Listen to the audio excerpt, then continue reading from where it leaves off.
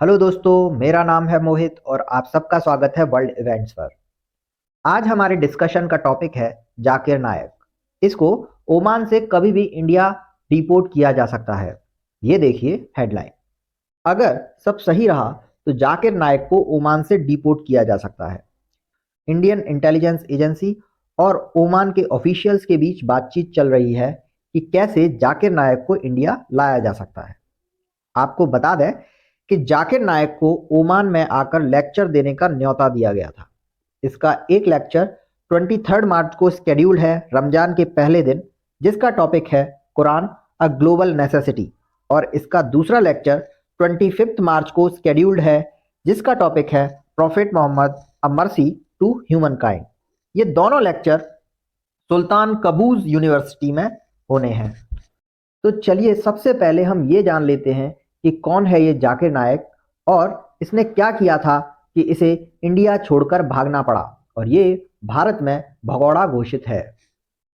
तो जाकिर नाइक एक Islamic scholar है जो कि अपने रेडिकलाइज्ड स्पीचेस के लिए जाना जाता है। इसका जन्म 1965 में मुंबई में हुआ था। Zakir Naik Islamic research foundation का फाउंडर है और हेड भी है।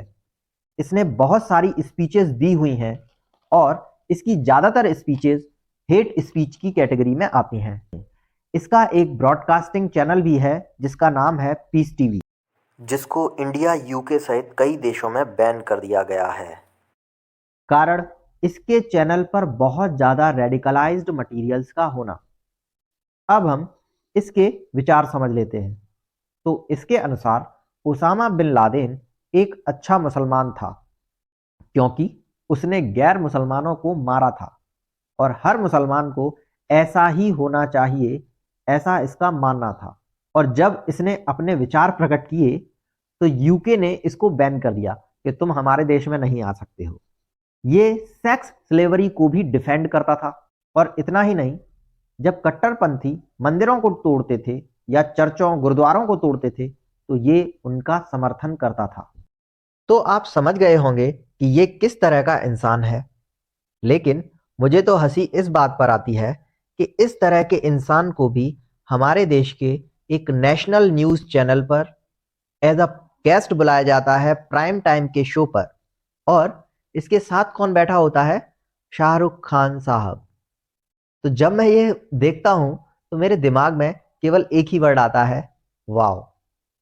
तो चलिए अब हम जानते हैं कि जाकिर नाइक इंडियन अथॉरिटीज के रडार पर कैसे आया। तो as per the reports, Bharat में जाकिर नाइक के फाउंडेशन इस्लामिक रिसर्च फाउंडेशन को 2016 में बैन कर दिया था। क्यों?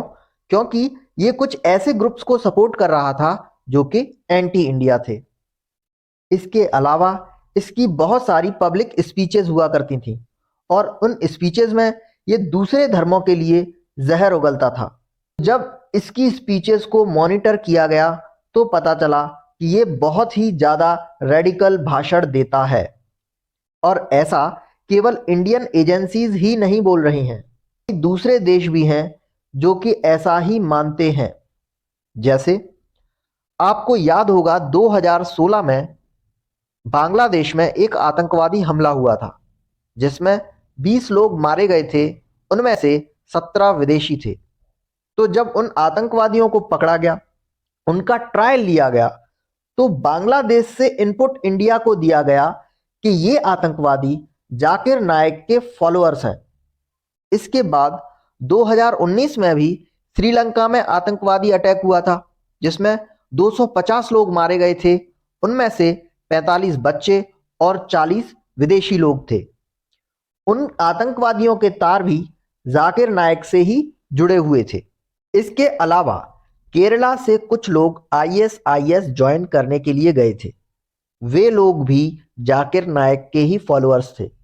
जाकिर नाइक लोगों को रेडिकलाइज कर रहा था। इस पर मनी लॉन्ड्रिंग के भी केसेस हैं। इसके पास बाहर से पैसा आता था और ये उसका इस्तेमाल लोगों को रेडिकलाइज करने में करता था। कन्वर्जन तो इसका काम था ही, ये बहुत ही ज्यादा रेडिकलाइज भी कर रहा था लोगों को। तो जाकिर नाइक पर 2016 से ही भारतीय एजेंसियों का शिकंजा कसने लगा था। और जब जाकिर नायक को ऐसा लगा कि अब इसको गिरफ्तार किया जा सकता है तो 2017 में ये भारत छोड़कर भाग गया। इसने मलेशिया में परमानेंट रेजिडेंसी ले ली। इसने यूके और कनाडा में भी वीजा के लिए अप्लाई किया था, लेकिन भारत से आ रहे दबाव के कारण यूके और कनाडा ने इसको वीजा नहीं दिया। भारत ने मलेशिया से भी कई बार कहा कि जाकिर नायक हमारे देश का भगोड़ा है, इसे हमारे हवाले कर दीजिए, लेकिन उस समय मलेशिया के प्रधानमंत्री महाथीर मोहम्मद थे और उन्होंने भारत की बात नहीं मानी। तो चलिए, मलेशिया ने तो हमारी बात नहीं मानी, लेकिन हो सकता है कि ओमान से हमारी डील हो जाए और जाकिर नाइक बहुत जल्द हमारी गिरफ्त में हो। चलिए आपको एक दिलचस्प बात और बताते हैं। जाकिर नाइक ने सऊदी अरेबिया से भी कहा था कि उसे वहां की सिटीजनशिप दी जाए, लेकिन सऊदी अरेबिया ने मना कर दिया। मतलब वहां इसकी दाल नहीं गली। तो इस खबर को पढ़ने के बाद एक मुहावरा याद आता है कि अब आया ऊंट पहाड़ के नीचे। इसी नोट पर जय हिंद दोस्तों।